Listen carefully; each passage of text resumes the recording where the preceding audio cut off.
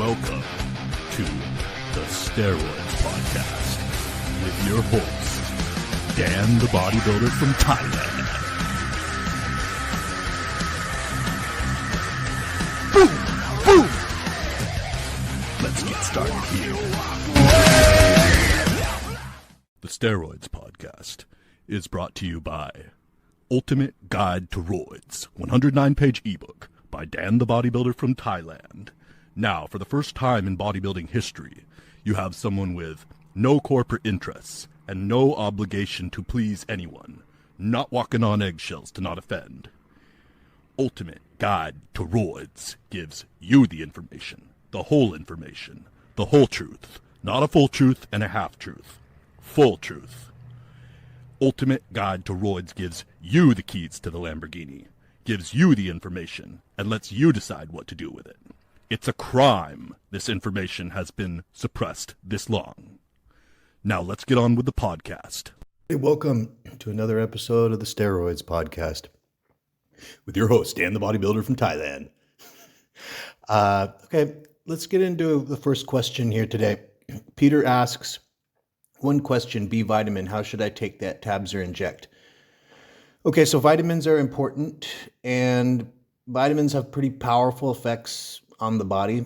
You know, when I was new to bodybuilding, I kind of thought, new to enhanced bodybuilding, I kind of thought that if you want to get bigger muscles or you want to lose more fat, then you should take more steroids and that'll do it.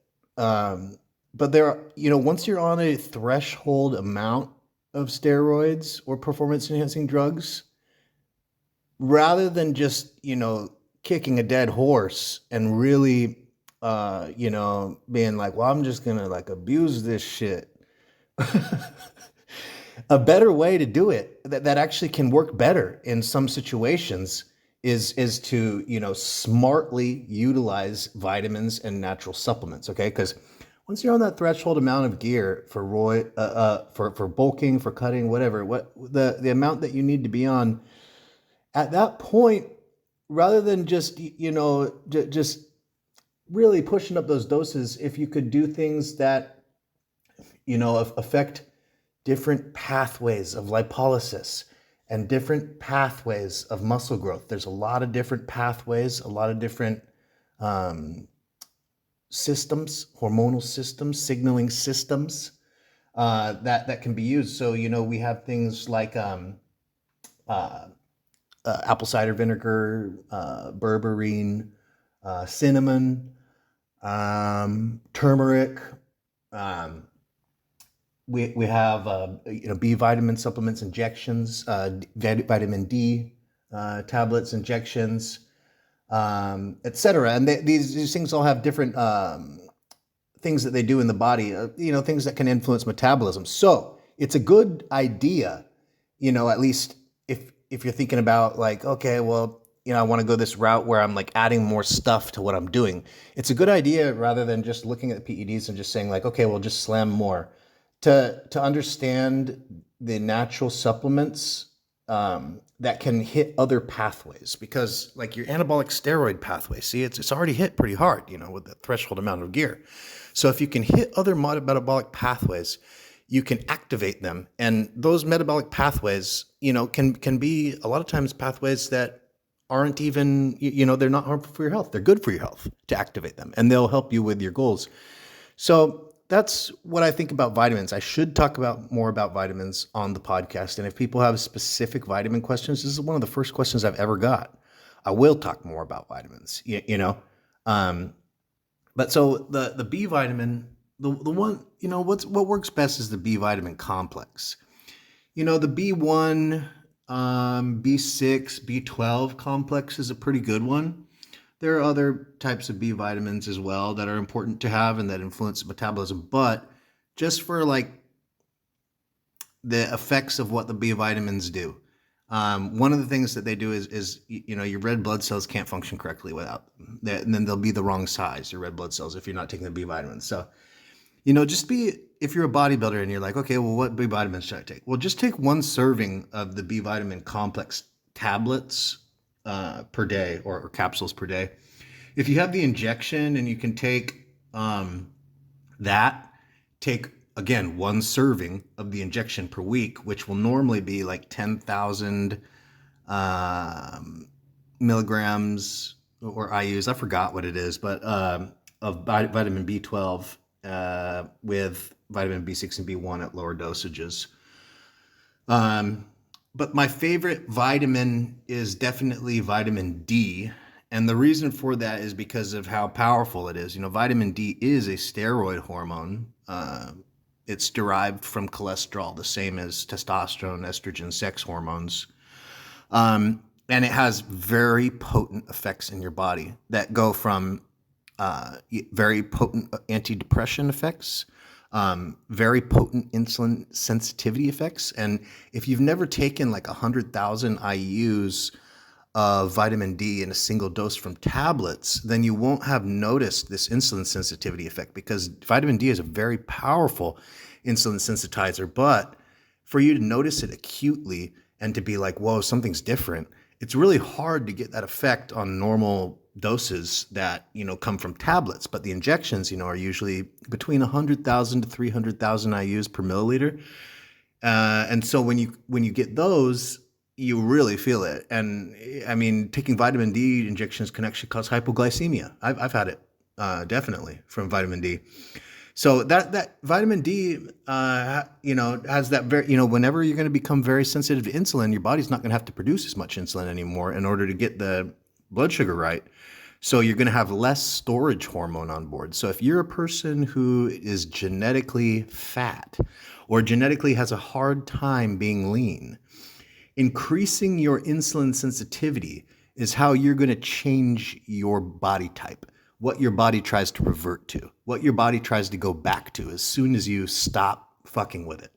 You know, it starts trying to go back to that normal state. And you're like, well, if you're one of these guys who's like more on the, you know, it's easy for him to gain weight, very hard for him to lose weight. And, you know, you're like, this is annoying me, you know, for my whole life. I wish it didn't have to be like this, you know. Well, working on your insulin sensitivity to decrease the amount of insulin that you have in your body, storage hormone, is going to be how you're going to change from being a, you know, born fat to being born normal. Very, very, very important. So vitamin D again, and I think you know, it has a huge effect in immune system. And again, the injections are so superior to the tablets with the vitamin D. It's a different world. It's a different world. You know, I've taken really high dose vitamin D tablets to try and like get the same effect. Like, you know, taking like 300,000 IUs of vitamin D like over like 3 or 4 days. It does not produce the same effect as a 200,000 or 300,000 IUs vitamin D injection. The delivery is just totally different. And the effects of the vitamin, if vitamin D injection, other than like testosterone, and I mean, I guess growth hormone or something, but I'm just trying to tell you right now that vitamin D injection is one of my favorite things to use, period. Like near testosterone, in how much I like it, how much it adds to my quality of life, how much it's doing things for me that are helpful for me. So yeah, I just can't say enough how big I am on vitamin D injections or high dose vitamin D. And the tablets, they can work high dose, but it's really the injections that really produce these effects where you're like, holy shit. You know, I love this stuff, and I you know, it's one of the main things I'm looking for. It's a fucking vitamin. All right. So the next question, DG asks, let's talk pro cycles, 4 to 6 grams of test per week, plus 2 to 4 grams anabolics and high slin. And then he talks about recreational stuff. We're not going to talk about that, although it's used. So understand, guys, that when people, so the whole thing with bodybuilding is they're going to tell you this lie that like you can be like this big monster on low dose drugs.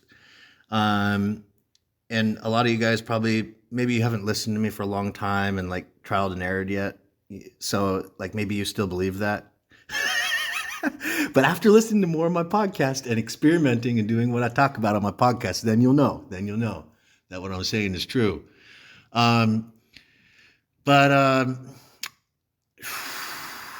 he says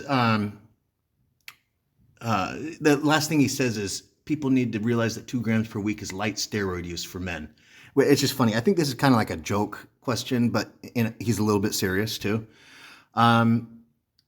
But anyways, what I was going to say was that, since this kind of like freak show bodybuilding, I mean, you look at, don't believe this thing where they go like, oh, it's 600 milligrams of test and, 2 anadrols a day with 600 deca and 4 IUs of growth hormone. And then like being like, yeah, that's a pro bodybuilder. Like they've progressively been saying more and more and more as the decades go on. Like before it was nothing natural.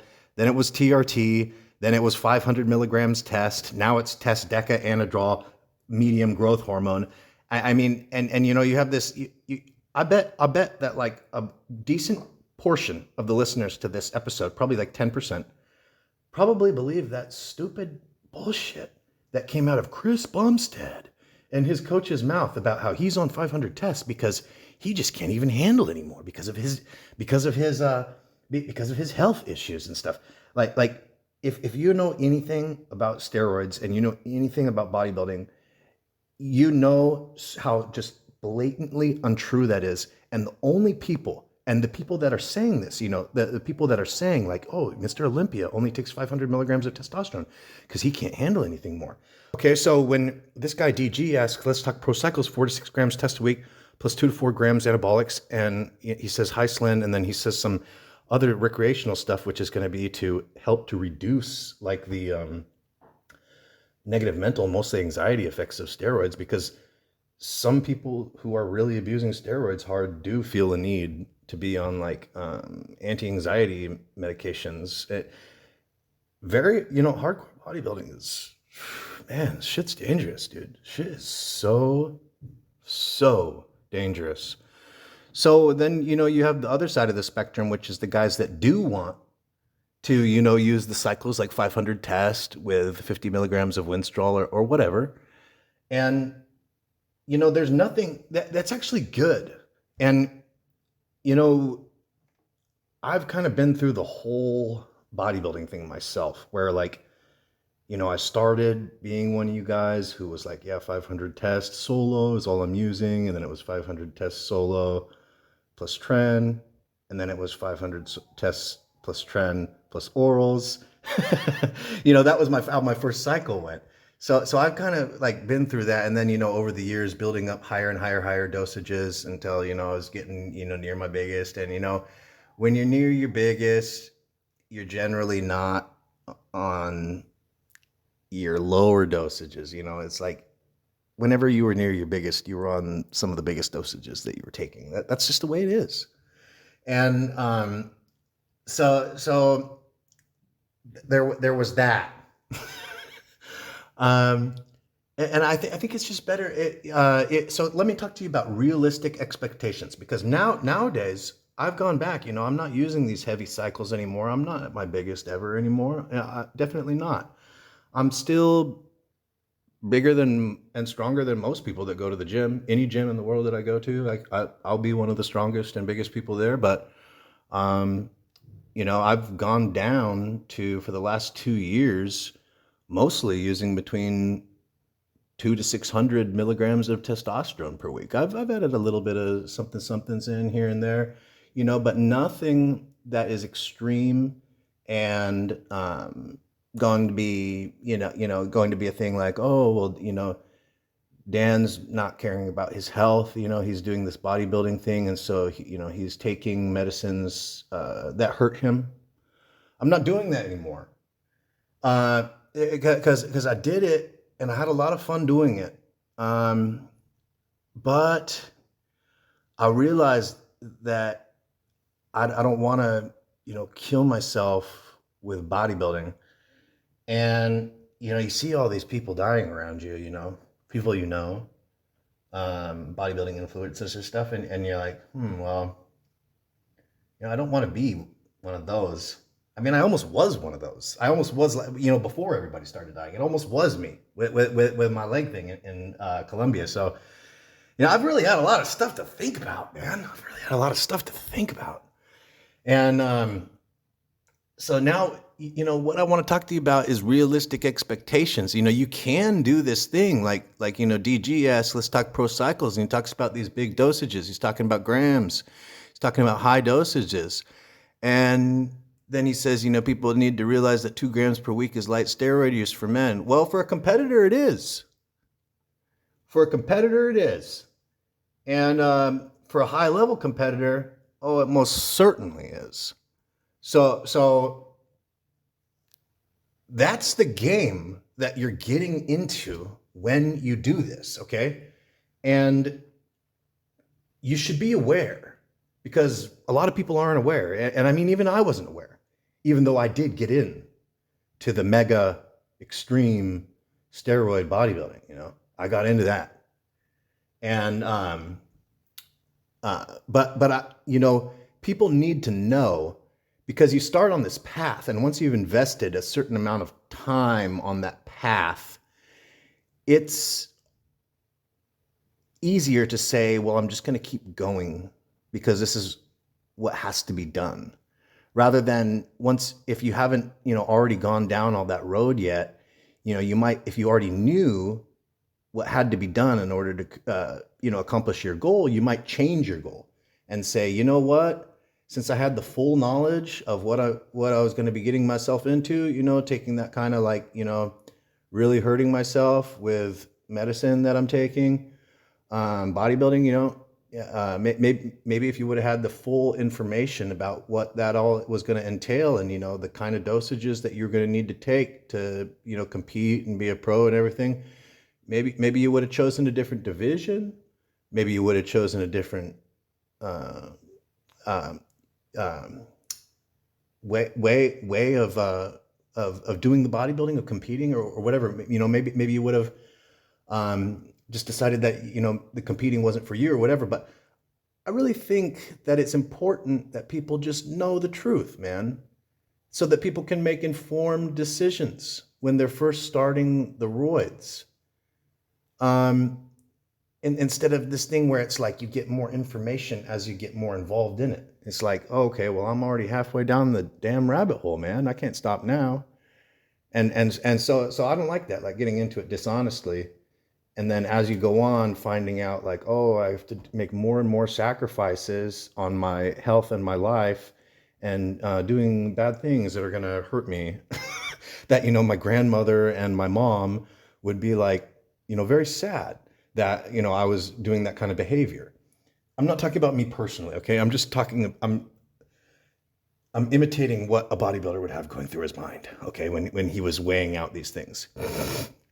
So what I, the most popular segment of people using steroids is the introductory steroid user who wants to do like 500 milligrams of Testin and oral. That's the people who are like trying to learn about roids and gear and everything the most. And if I had to say, like, if you came to me and you said you were really dedicated and you're really into bodybuilding, and you'd been doing bodybuilding for 5 years, and you knew how to make your weight, your body weight go down, and you knew how to make your body weight go up, and you could do that at any time, you knew the techniques, you were really good at it, and you had basic threshold strength.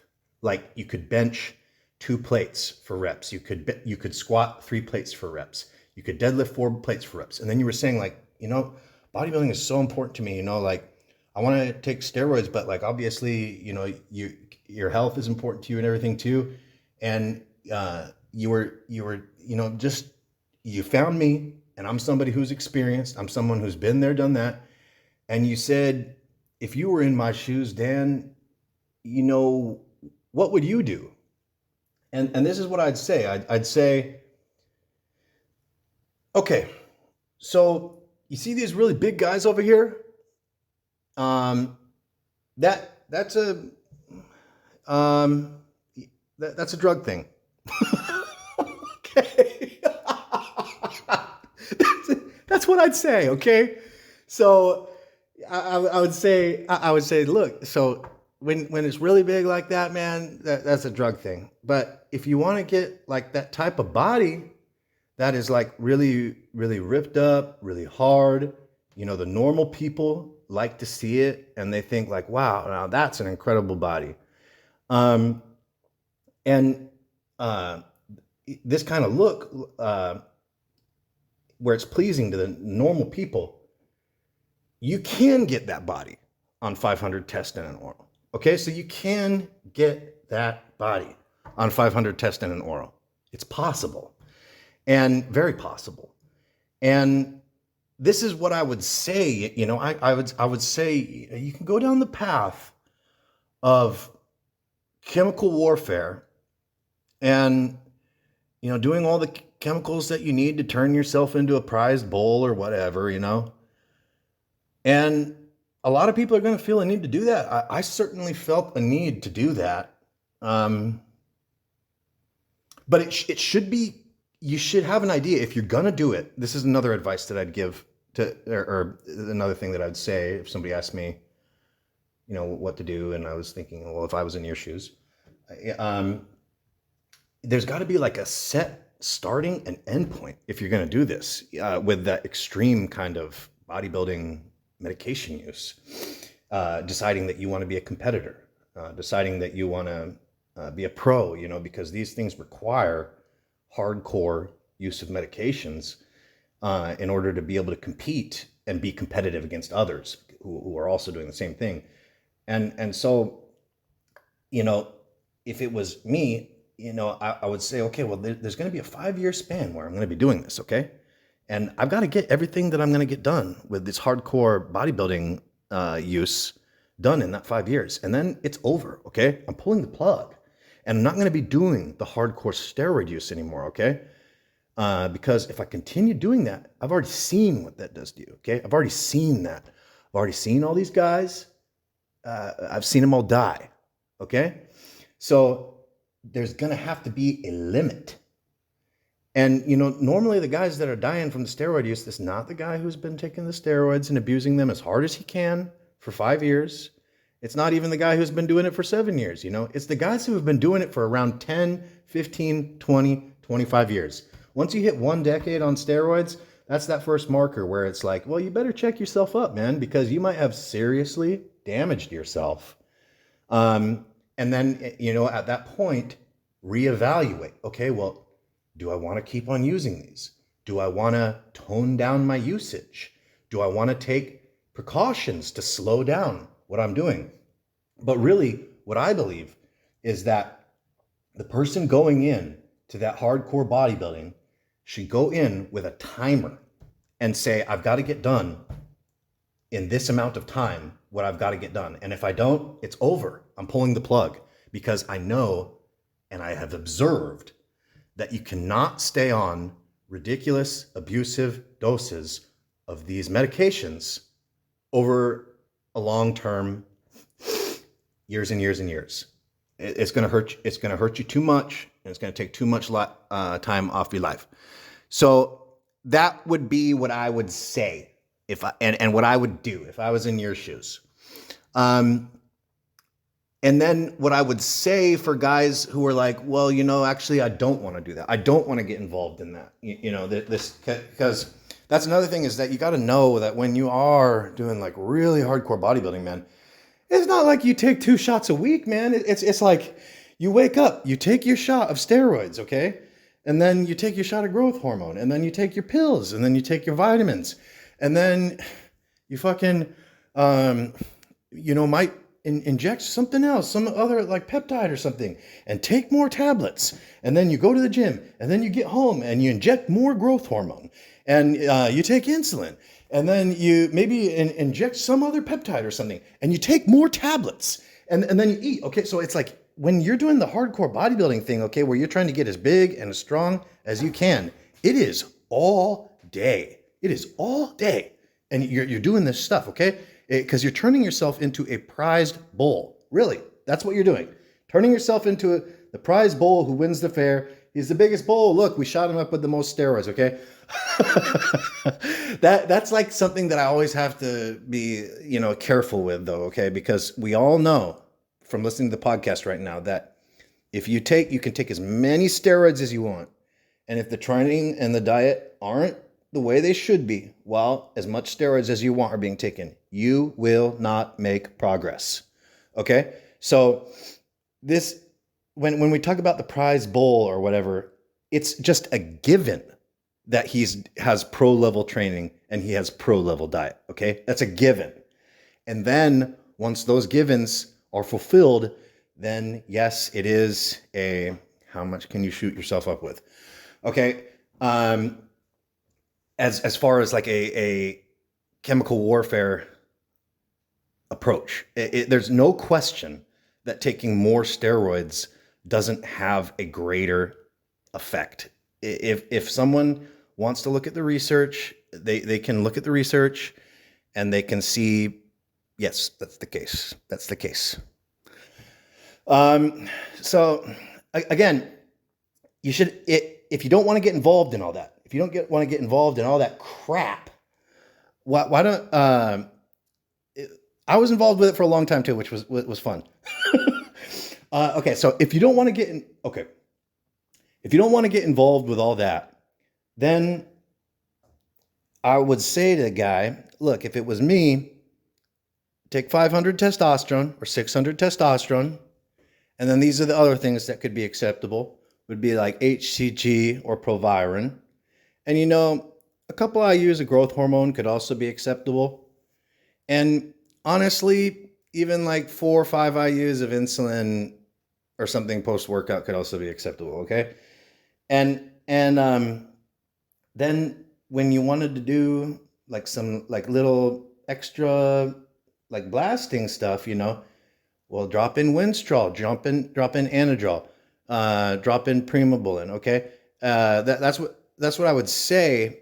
And to drop these things in and to use them for 8 to 12 week cycles.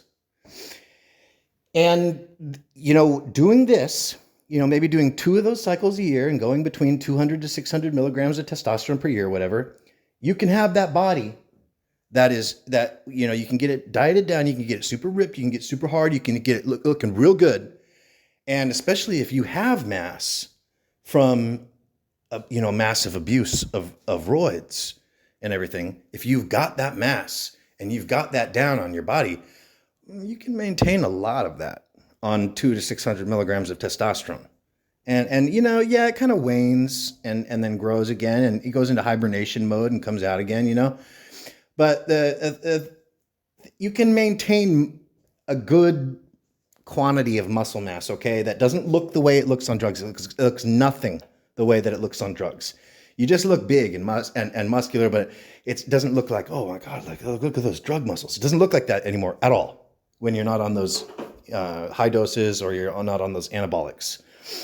But the actual muscle tissue is still there in hibernation mode. And when you get back on the shit again, even low doses of the shit, like 50 milligrams Winstrol per day on your 600 milligrams of test, you can build up an incredible look.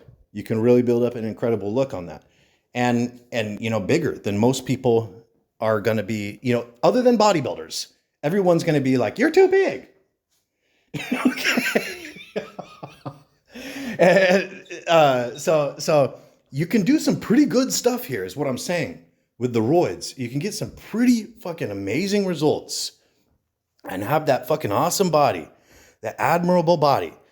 And you can do it without doing this thing where you see people on Instagram dying at 30, 35, 40, 45 years old. You can do it without that. Okay? Just keep in mind that it's not going to be the mass monster thing, okay? If you want to do the mass monster thing, you want to be the biggest man on campus, you want to be Mr. Big, yes, a lot of pharmacology is going to be involved. But if you just want to look fucking awesome and you want to look ripped, you want to look sleek, you want to look good, you want to have mass, but you don't want to, you don't need everybody to be saying, Look, there's Mr. Drugs. There's Mr. Steroids. That guy looks like he's on steroids. Instead it's just like, okay, well, every muscle is showing. Every muscle is totally defined. Guy's ripped. Guy looks amazing. Wish I had a body like that. This kind of body, but he's no mass monster. But he's good. He's strong. But he's not, pushing 4 plates and shit like that, right? Pushing 4 plates on bench press. Okay, so he's not doing that. Not doing stuff like that. So this is what is achievable. Okay, not utilizing mass monster dosages. Okay, and that's not a bad situation. That's a great situation. Like for me, I had my mass monster phase and I thoroughly enjoyed it. I thoroughly was 100% dedicated to being as big and as strong as I could fucking be. Got up to 5'9", 265 pounds lean, which is fucking enormous. So that I did that. And then, once I started really getting a better, with all my studying that I've done, I've been studying steroids daily now it's been more than 15 years, guys. It's been more than 15 years that I've spent, more than 1 hour per day, every day, studying PEDs and stuff like that. And so for me, it was 8 years where I was really blasting it hard and pretty indiscriminately. And I really felt that need to get as big as I possibly could and as strong as I could. And I really enjoyed it, had a ton of fun, and I didn't want anything else. And no, I wouldn't have been okay with just being like, well, I'm just going to be lean and ripped, with a nice muscle shape and, decent full muscles, but, not like any kind of like, like really like, oh, that guy's fucking huge, that wouldn't have been acceptable to me to not have that guy's fucking huge thing going on. So I had to do that. I felt I had to do that. But, and then, once I, really started, learned all about, all the health problems, what I was doing to me, got all my health checked, got all my organs checked, heart checked, everything, after having done all that drug abuse and everything, it just made me, I've thought, I don't want to do this anymore, with the really indiscriminate, blasting, because I could see that I was burning the candle on my life. I mean, it's not rocket science. It's not a mystery. It's just like, look, dude. And so I looked and I made a decision like, look, I had my time, and now I love bodybuilding. I love taking the testosterone, the hormones and everything, but I had my time doing this indiscriminate use of like, go out in a blaze of glory, bitch. Okay. And that's over now, because now, I'm older and you can't do it forever. You cannot do it forever. So you've got to have a way to do that. So let me tell you, for the first 6 months of me not being on high doses anymore, man, that was psychologically distressing. Okay. I was very psychologically distressed. And I would even like go into the gym sometimes and I'd like wear big clothing to like hide my body or something, even though I was still bigger than everyone.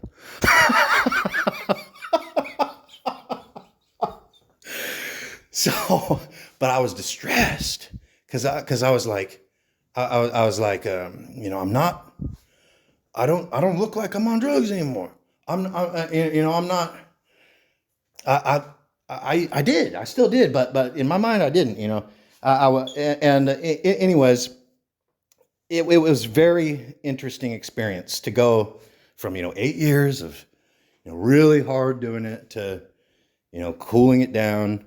And that first 6 months mentally, that was really hard, like changing my self-image from being like, I'm huge, I'm a monster, everywhere I go, unless I'm with literal IFBB pro bodybuilders, I'm the biggest, strongest guy, or, at least I can hang with the biggest, strongest guys. I can be part of the group. I can be one of them and like that, right? That's how it was like. And then you take away that heavy drug use, and it's not like that anymore. Okay. And so that was very distressing and hard for me psychologically, because I had my image that I held in my mind of myself and who I am, and me being Mr. Huge, Mr. Bodybuilder, Mr. Guy, with the outrageous, freaky, drugged out muscles. And now I'm not that anymore. Now I'm more. I'm still big. I'm still big. Very bigger than almost everybody that goes to the gym still. And after 2 years of not doing that, but it's not the same. Yeah, it's not the same. And that's when a lot of tied up about who you are, what you're doing, and if steroids are a big part of that, that's a hard situation, man, mentally getting through that, because you can kind of get into a place with bodybuilding where it's like, well, if you take your steroids away, it's like, what are you now? I didn't actually have that happen, because I've got other skills too. I've got a lot of skills actually, because I've spent my whole life gaining skills. That's how I've spent my time. So I didn't have like a total identity crisis or anything, but I definitely did have shakiness and like, oh, like, who am I? or I don't feel like myself, or I feel lost. I feel like I don't know who I am. I kind of had those feelings a little bit. Okay. I did not have those feelings at all. I definitely had those feelings at least a little bit. Yeah. So there's that. But now, after actually, it didn't take 2 years to get like this. Probably took like 1 year to get like this. Is where I'm very content with what I'm doing. I'm actually having a very, very fun time with my bodybuilding these days, because my knowledge is constantly growing, and what I'm interested in is constantly growing. Okay, so I'm having a really fun time these last 2 years, taking a little bit of hormones, taking a little bit of steroids. Like, again, I like to take hormones. I like to take steroids. I like to take testosterone. I do. It's one of the things I really like that stuff. I like doing that. And so I've been doing that, okay? And if you recall from the beginning of your bodybuilding days, yes, it's fun to take 200 to 600 milligrams of testosterone. Yes, that makes it different than when you're natural, okay? And, I've taken, from time to time over that, I've taken low doses of Trenbolone, Anavar, little bit of Winstraw, taken like 50 milligrams of Masteron twice a week, stuff like that, like little bits of stuff that I've used here and there. And it's been fun. And you know what? I haven't been redlining my system. I haven't been moving myself towards death. Okay? From long-term, multiple decades long abuse of this stuff, which is how it goes if you don't have an experience like I had, where you go like, okay, well, I got to change something now. Like, I had my time doing that. You can't just indefinitely take extreme dosages of steroids. It's not going to work. When you see these guys on the internet who had a bad time and now look what happened, you're looking at, decades of mega abuse. And so if you don't have a time limit on it, you're going to be dealing with more situations like this, okay? Increasing the odds. And anyways, though, so my focus has changed. There's different phases in bodybuilding, right? So now my focus is on all the different natural things that can be added to manipulate hormonal pathways, all the different vitamins and supplements, etc. And then what all the different steroids do, and all the very different tiny little bits of chemistry that make tiny little bit of different biological effects from tiny little changes in the chemistry of these chemicals, and really fully understanding exactly what is going on with the biology and exactly how to manipulate it like a fucking machine, and not doing this thing that's like, oh, well, you know, if you're not having the right results, just throw more at it. But actually being like, okay, well, we're not having the right results, and then knowing exactly what we can do to fix that, exactly what we can do to change that, the exact reason why, and the exact pathways, molecules, and everything that will be being added. So I've gotten a lot more scientific with what I'm doing, and I've had to be, because I don't have access. I'm not using these anabolics to make up for any shortcomings that I'm having. I'm still using a little bit, like I said, 200 to 600 milligrams of testosterone, and a little bit of some other stuff sometimes too. But I'm not using it as a crutch anymore. And not that I was using it as a crutch, but there's always some crutching with steroids. Like people will say, you know, that there's always a little bit of crutching. Just to be 100% honest, that's the way it goes with steroids. They're used as a crutch a little bit. You want to minimize that as much as possible. And if you are not using them as a crutch at all, I mean, of course, that's where the best results come. That's not the case 100% of the time with like anybody, you know, like never using it as a crutch. It sometimes, at least, pretty much everybody uses it as a crutch if they're using it. But anyways, yeah, had to do, you know, not having that has required me to learn so much more about all the different other little things. It's been great. I've enjoyed it so much, and I'm fully comfortable now, not being a mass monster anymore. I feel good being, you know, before I was 5'9", 260. Now I'm 5'9", 205, 210, 215.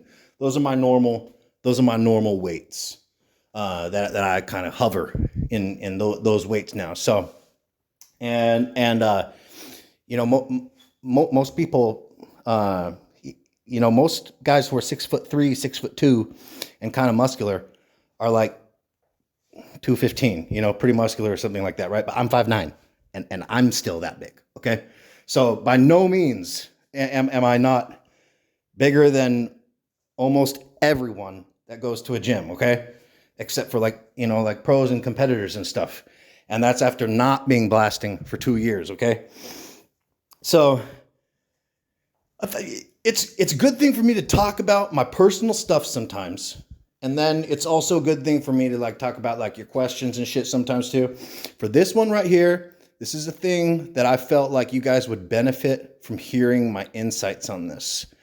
And then going like, seeing as I have had so much experience in everything and have a lot of knowledge, obviously, on the way all this stuff works and the way that the health stuff works, the different damage the different stuff is doing to you, the ways to combat that naturally and pharmaceutically, which pharmaceuticals can hurt you, which ones are dangerous, etc. You know, getting into the roids, going crazy on the roids, being moderate on the roids. You know, I've really gone full spectrum with the whole thing, and so I really am one of the best resources for you guys to talk to. For the guys that are experienced, for the guys that are competitors, for the guys that are just gym rats, but they're dead serious, and for the guys who have never done a cycle and they're just starting. I've got the experience. And I will look over your program, and I will, you know, we can go through your whole program and just see what I think, because I'm someone who knows the big story about this, you know, the full story. Not just the like, okay, well, here's the bodybuilding drugs and here's to get the bodybuilding drugs, right? It's like I know the whole thing going on with the physiology behind the scenes, all the different meds, etc., the health, how to manipulate it, blood work, etc. So for you guys that you need somebody to look over your shit. You got your problem going, or you got your routine going, you're not 100% sure of it, you need someone to look over your shit. That is me. That is the 1 hour phone consultation with me. Which is a very, very good thing to do, because I'm going to tell it to you straight. So let's get to another question now here. All right. So the next question is from Martin. He says, I heard you say in an episode, which I can't find again, that if you by some reason didn't produce enough tests during puberty, for example, for being way too overweight, doing tests like TRT could actually increase your wiener size.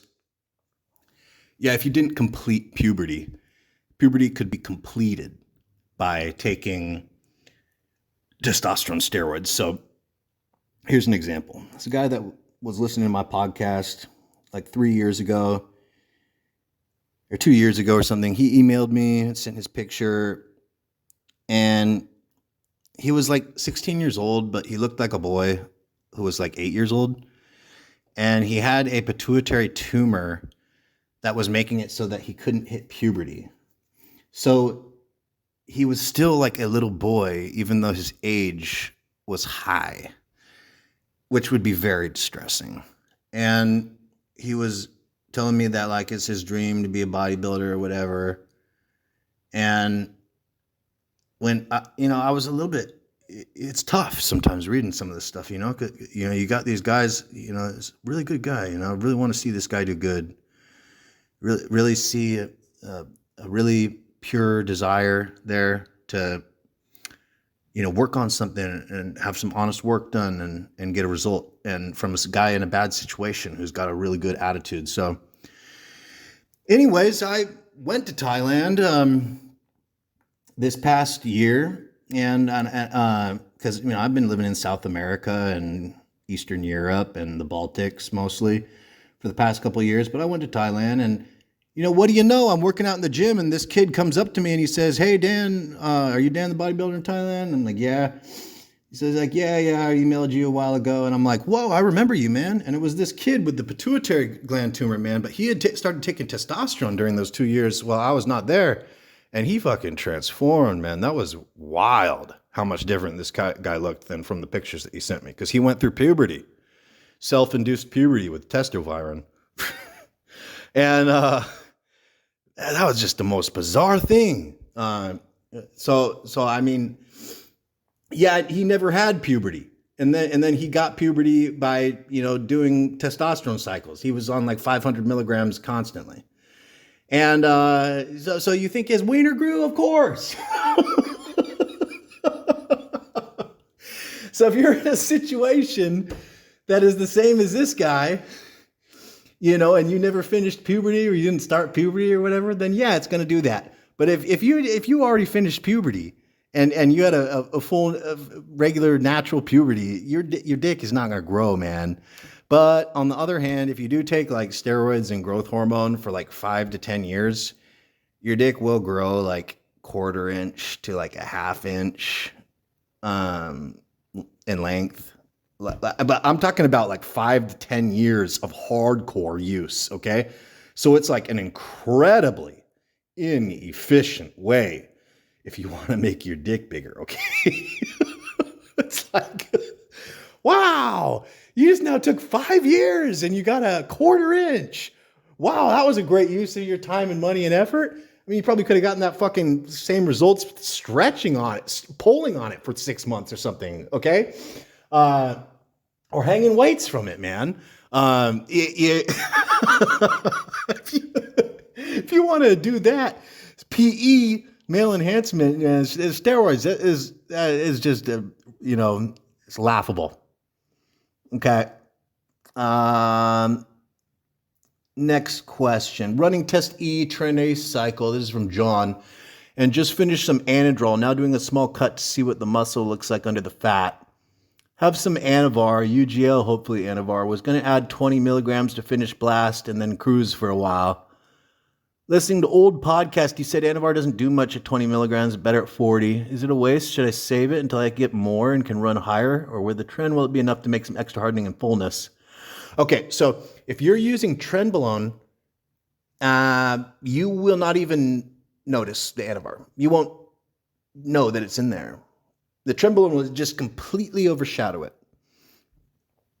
The only way that you'd be able to get a noticeable effect is if you did something like 500 test, 300 tren per week with 100 milligrams Anavar per day. So 700 milligrams Anavar per week. Then you'd feel something. Then there would be a difference, okay? But if you're taking doses like 40 milligrams of Anavar and you're taking tren, you're pretty much just throwing the money out the window. That's pretty much it. Of course, there's some chemical effects, biochemical effects inside your body, but in the grand scheme of things, is it changing the amount of weight that you have on the bar? Is it changing the amount of muscle tissue fiber that you have on your body? No. And can you even consciously detect that you're on it? No. Okay, it's going to be overshadowed by the tren. All right, next question. Ricky, hey dude, just bought your ebook, Ultimate Guide to ROIDS, and am a longtime listener of the podcast. I've read your protocol on reducing Gyno, as I've been told by the head judge of the IFBB that this will always get me marked down. Question I have is, how long do you think it would take to see results using letrozole and Nolvadex? Obviously, it can differ, but I'm not sure yet if it's prolactin Gyno or test Gyno.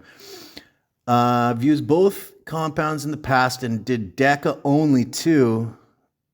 Okay, and so then he asked for advice. So what would I do? Getting rid of Gyno, if you already have it, doesn't work very good on cycle, but it works good off cycle. So if you cruise or you stop taking gear for a month, that is the time to get rid of your Gyno. And what you don't want is on your cycle, you don't want your Gyno to be hurting if you have Gyno, okay? If it's hurting, that means the Gyno is active, and it can be, if you just leave it that way, hurting, it can be growing more hard breast tissue. And the soft stuff is just fat, okay? So that goes away when you diet, but the hard stuff doesn't go away when you diet, and that is breast tissue, gynecomastia. So what I would recommend, what I would do if I was in your shoes is I would wait till I was on a cruise or taking a month off or something, and then I would take, this isn't going to be very comfortable because you're going to have crashed estrogen, but you want to chemically get rid of your Gyno, and this works, so I'm going to say it, okay? Exemestane, 25 milligrams every day. I'd take 60 milligrams of Nolvadex every day as well. And I'd also take cabergoline, 0.5 milligrams twice a week. And, if that wasn't budging it after a few days, I might even take a little bit of letrozole on top of that, but that would probably really make me feel like shit. But it would shrink the Gyno, the hard Gyno. It would shrink it.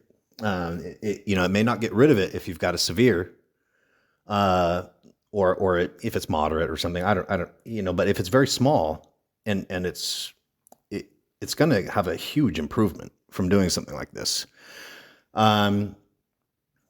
So that's how I would do it. The thing with on cycle, getting rid of it just won't shrink the same amount. It's like you'll have so much easier time shrinking that shit off cycle than you will on cycle.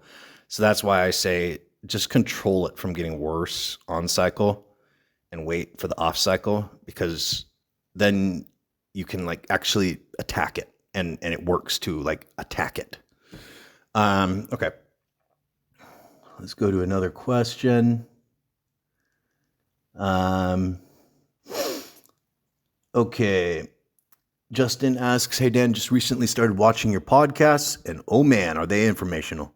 I've learned a great deal from listening to you. I bought your book, and it is now my only source I will go to for information regarding performance-enhancing Ds. I have a question. I just finished my first cycle of 500 milligrams test a week for 16 weeks. I didn't really put on much size, maybe just a little fuller. I know from your podcasts that this is expected. I want to go for a second cycle once I get lean. This is what I'm thinking of running: 1 gram of test sip per week, 20 milligrams DBOL every day for 8 to 10 weeks. Never experienced any estrogenic sides on 500 milligrams. I will have Aromasin on hand just in case. Do you think this is a cycle where I could expect to gain a considerable amount of size with the diet and training being what they're supposed to? Thank you. 1 gram of testosterone cypionate with 20 milligrams DBOL for 10 weeks. Yeah, I think you can gain a lot of size. So the DBOL goes with the meals, okay? So it's like, are your DBOLs 5 milligrams or are they 10 milligrams? That DBOL should be taken breakfast, lunch, and dinner, okay? Because you do not grow muscle in the gym. So all you pre-workout oral guys, okay, there's an effect if you're doing the pre-workout protocol with like the insulin manipulation, like with the dextrose and everything. And then like, okay, now it makes sense to do, the orals pre-workout. That makes sense. But if you're not doing that thing with like providing nutrition for the steroids to act on during the workout, but then taking the pre-workout steroids just don't really make sense. Because the only thing that steroids do is manipulate what happens to the food that you eat. Okay? So it changes where the food goes. Okay? And so when you don't have food in your stomach, or you take steroids and you're on an empty stomach or something, like fast acting steroids, like an oral steroid or something, it's sort of like, just like, what the hell? Because there's nothing for the steroid to act on. Like, you want the steroid level to go up with the food level so that the steroid can act on the food at max potency. So with a compound like DBOL that stays in your system for 3 to 4 hours, that's perfect because it's exactly the same amount of time that the food stays in your system. So you take the DBOL with the meal, and the DBOL level goes up to maximally nutrient partition the food as the food levels go up. So you have a steroid level peaking and a food level peaking in your blood at the same time. So with the DBOL, it's meant to be taken breakfast, lunch, and dinner, and that's how I think it should be taken. You said you're going to use 1,000 milligrams of test, so that's good too. You're going to be on the bodybuilding dosage of testosterone, for looking like a bodybuilder, being a bodybuilder. I've said this a lot of times, is 1 gram of testosterone is a threshold dosage. And it's actually a healthy way to accomplish the goal.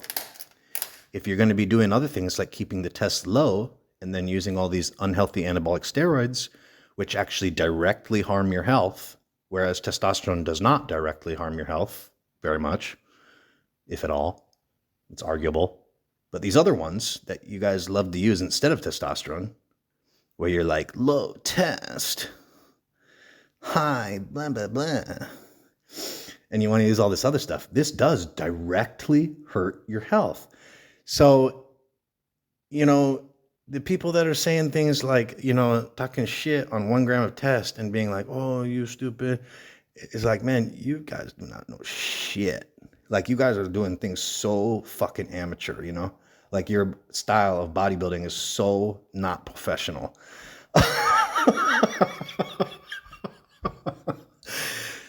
Don't be hating on my 1 gram of test sipient of don't be hating on my 1 gram of testosterone. Scripture, okay? It's scripture. And my disciples repeat the scripture after me.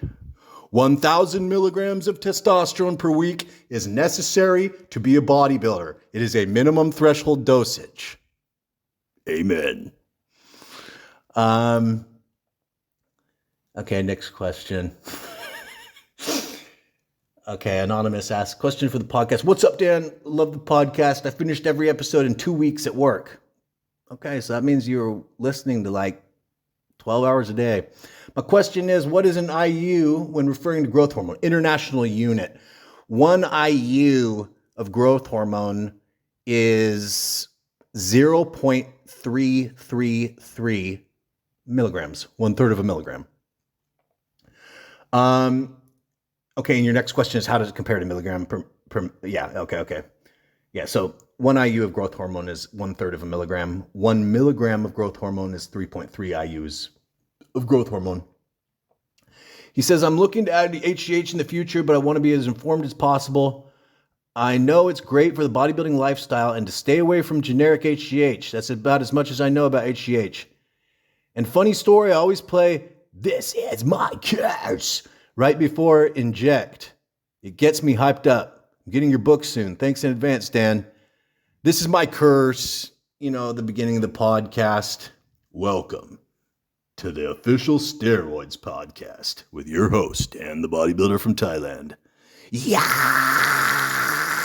You know that thing? With the, this is my curse. I got the guitar thing, the heavy metal thing going on when the podcast starts. That's the song by Kill Switch Engage. Looking forward to getting back another podcast with you guys soon, man. I love talking with you guys. I love the back and forth. Love having you podcast listeners, producing the content, and I have a good time producing this stuff for you guys. I have a good time producing it, and I'm glad for the relationship that we can share. All right. So that's going to be the last question for the podcast today. It was fun talking to you guys, and I'll be coming up with another episode for you guys real soon here. So make sure to go pick up Ultimate Guide to ROIDS, 109-page ebook by Dan the Bodybuilder from Thailand. If you just go to bodybuilderinthailand.com, it's I think it's the first article on the homepage where you can check it out and read like 20 pages. It's definitely worth it. It's my best content. If you like the podcast, the book will blow you away.